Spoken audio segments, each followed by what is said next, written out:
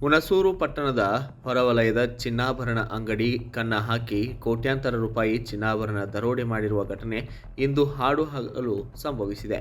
ಹುಣಸೂರಿನ bus ನಿಲ್ದಾಣದ ಹಿಂಭಾಗವಿರುವಂತಹ sky gold and diamond ಅಂಗಡಿಯ ಮೇಲೆ 5 ಜನ ಮುಸುಕುಧಾರಿಗಳು ಅಂಗಡಿ ಮ್ಯಾನೇಜರ್ ಅಜ್ಗರ್ ಮೇಲೆ ರಿವಾಲ್ವರ್ನಿಂದ ಗುಂಡು ಹಾರಿಸಿ ದರೋಡೆ ಮಾಡಿದ್ದಾರೆ. ಸರಿಸುಮಾರು 4ರಿಂದ 5 ಕೋಟಿ ರೂಪಾಯಿ ಮೌಲ್ಯದ ಚಿನ್ನಾಭರಣ ದೋಚಿರುವ ದರೋಡೆಕೋರರು ಕ್ಷಣಾರ್ಧದಲ್ಲಿ ಎಸ್ಕೇಪ್ ಆಗಿದ್ದಾರೆ. ಗುಂಡಿನ ದಾಳಿಯಿಂದ ತಪ್ಪಿಸಿಕೊಂಡ ಅಜ್ಗರ್ ಪ್ರಾಣಾಪಾಯದಿಂದ ಪಾರಾಗಿದ್ದಾರೆ. ದರೋಡೆಕೋರರು ಅಂಗಡಿಯಲ್ಲಿದ್ದ ಚಿನ್ನಾಭರಣಗಳನ್ನು ಬ್ಯಾಗ್ಗಳಲ್ಲಿ ತುಂಬಿಕೊಂಡು ಎಸ್ಕೇಪ್ ಆಗಿದ್ದಾರೆ. ಘಟನೆಯ ಸಮಯದಲ್ಲಿ ಅಂಗಡಿಯಲ್ಲಿ ಕೆಲವು ಗ್ರಾಹಕರು ಹಾಗೂ ಅಂಗಡಿಯ ಸಿಬ್ಬಂದಿ ಇದ್ದರು. ದರೋಡೆಕೋರರು ಎಲ್ಲರನ್ನ ಬೆದರಿಕೆ ಹಾಕಿ ನಿಯಂತ್ರಣಕ್ಕೆ ತೆಗೆದುಕೊಂಡರು ಎನ್ನಲಾಗಿದೆ.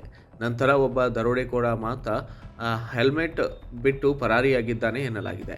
ಇತರರು ಮುಸುಕು ಧರಿಸಿದ್ದರು ಎಂದು ತಿಳಿದು ಬಂದಿದ್ದು, ಈ ಕೃತ್ಯ ಸಿಸಿ ಕ್ಯಾಮೆರಾದಲ್ಲಿ ಸೆರೆಯಾಗಿದೆ. ಸುದ್ದಿ ತಿಳಿದು ಸ್ಥಳಕ್ಕೆ ದೌಡಾಯಿಸಿದ ಪೊಲೀಸರು ದರೋಡೆಕೋರರ ಬಂಧನಕ್ಕೆ ಕಾರ್ಯಾಚರಣೆಗೆ ಇಳಿದಿದ್ದಾರೆ. Bureau report, Kannada Janashri news, Hunsur.